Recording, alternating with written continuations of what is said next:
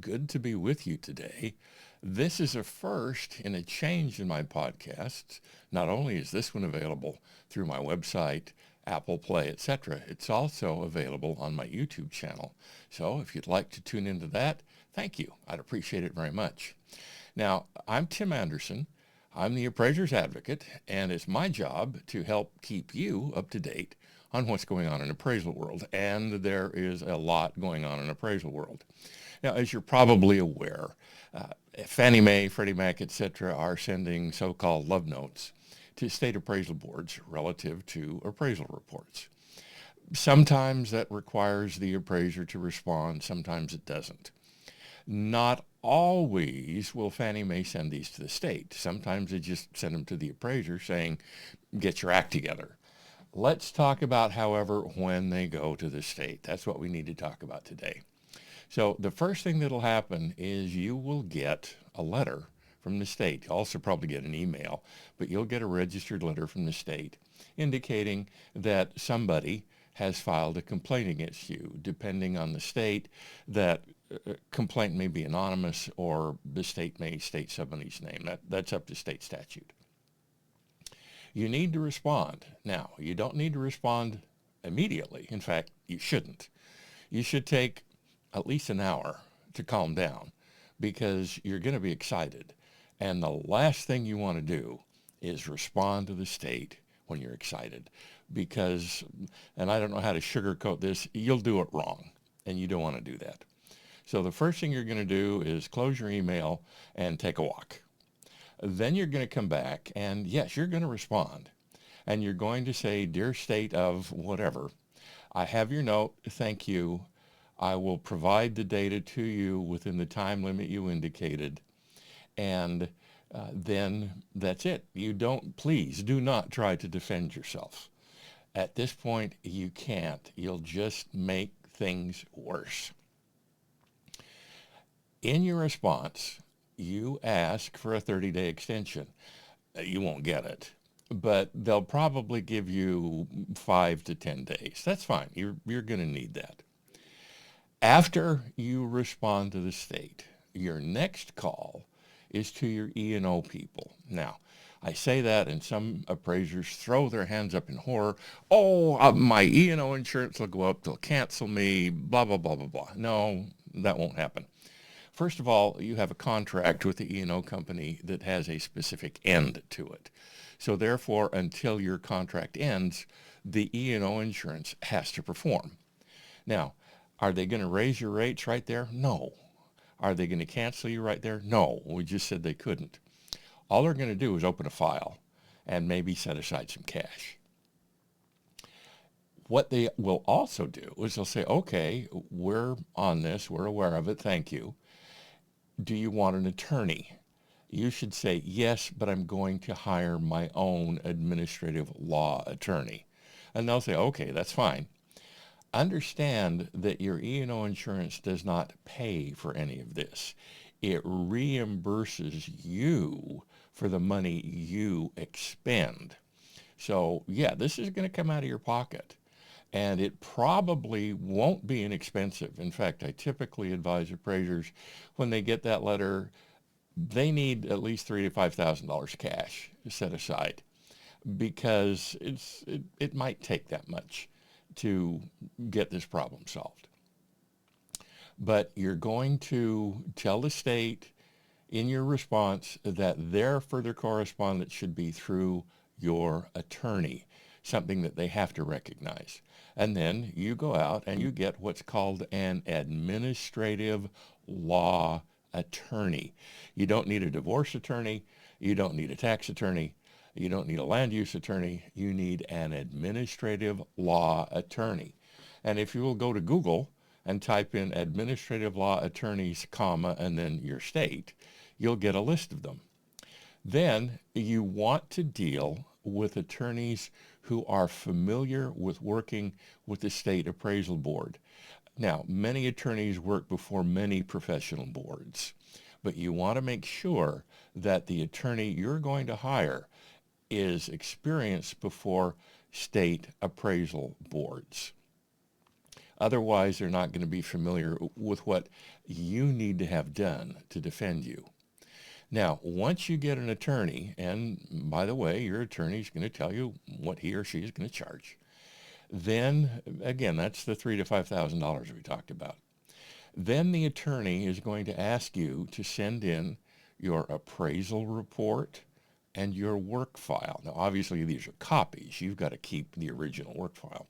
Send them in. Don't redact anything. Don't hide anything. Your attorney has to be able to trust you, and you have to be able to trust the attorney. So don't hide anything. Turn it all in. It's confidential. The state cannot subpoena the attorney's records. So the stuff you send into your attorney is confidential. Now, depending on what your attorney finds, your attorney may want to hire a USPAP expert to go through your report, go through your work file, and determine if there's anything funky enough to get the state's attention. Now, I'm not going to pretend I don't do that. I do. That's mostly what I do. That's most of my practice. But there are plenty of USPAP instructors out there whom you can hire to handle this for you. Now, remember, this needs to go through your attorney so that whatever the USPAP instructor turns back into your attorney stays under the attorney-client privilege. Otherwise, the reviewer's records could be subpoenaed, and you're trying to avoid that if at all possible. So the USPAP instructor is going to take a look at your report, is going to take a look at your work file, and going to point out to the attorney the strong points and the weak points.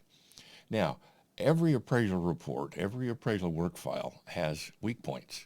So please consider taking a class on work files and consider taking a class on writing reports better than you do now. That will help you in the future. Now, the attorney at this point may say, okay, there's some problems. Let's see if we can settle this. That's why you hire an attorney. The attorneys are experienced in negotiations. We generally are not. This is why we don't try to solve this problem ourselves. Get with your attorney. Let the attorney suggest an offer to settle the matter. The attorney will most likely suggest tutoring or mentoring so that the state sees that you're trying to get better.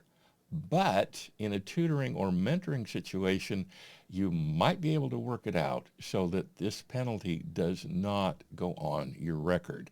But that's going to be between your attorney and the attorney working for the State Appraisal Board.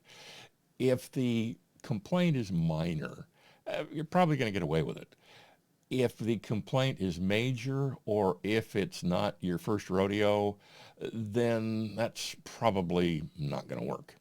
But you'll want your attorney to ask for that. Now, during the pendency of this, and quite frankly, this could take 18 months, you keep appraising. You keep doing what you're doing.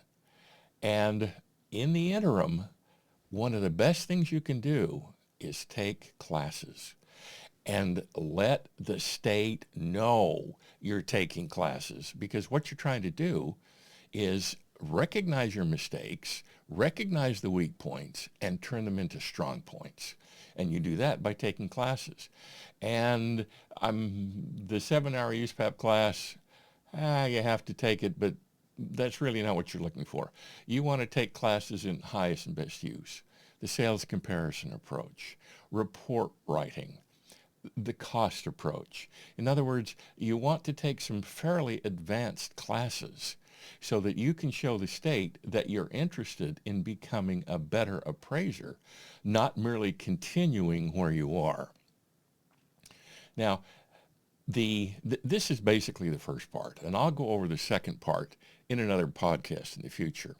But what you're looking at here is, don't try to handle this yourself. You will fail. And the reason you'll fail is because you will try to defend what you've done. And that's not what the state's looking for. The state is looking for two things. Number one, did you follow standard one in developing the appraisal? And number two, Did you follow Standard 2 in reporting your appraisal? That's all the state's looking at. The state is not looking at your number because, after all, your number is just an opinion.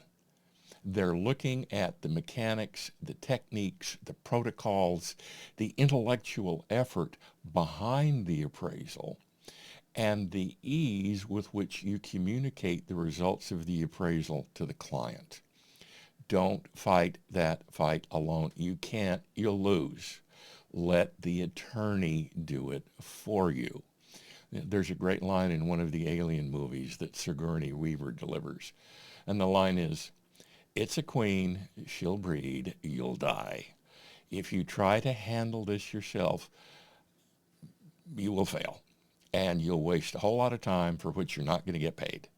And you want to be able to continue to make a living during this process." If you have any questions, please feel free to get in touch with me. Again, I'm Tim Andersen, the Appraiser's Advocate. My email address is tim@theappraisersadvocate.com. I'll be happy to work with you. I'll be happy to recommend legal counsel to you. I'll be happy to hold your hand and walk through this process. Believe me, it's not as bad as you think it could be. It's not good, but it's not as bad as you want to think it is. You'll get through it. Yeah, you won't get through it unscathed, but you'll get through it. And quite frankly, you'll be a better appraiser for it. So again, I'm Tim Andersen, wishing you the best. Thank you for watching. I appreciate it. Again, Tim@theappraisersadvocate.com. Thanks so much. We'll see you next time. Bye-bye.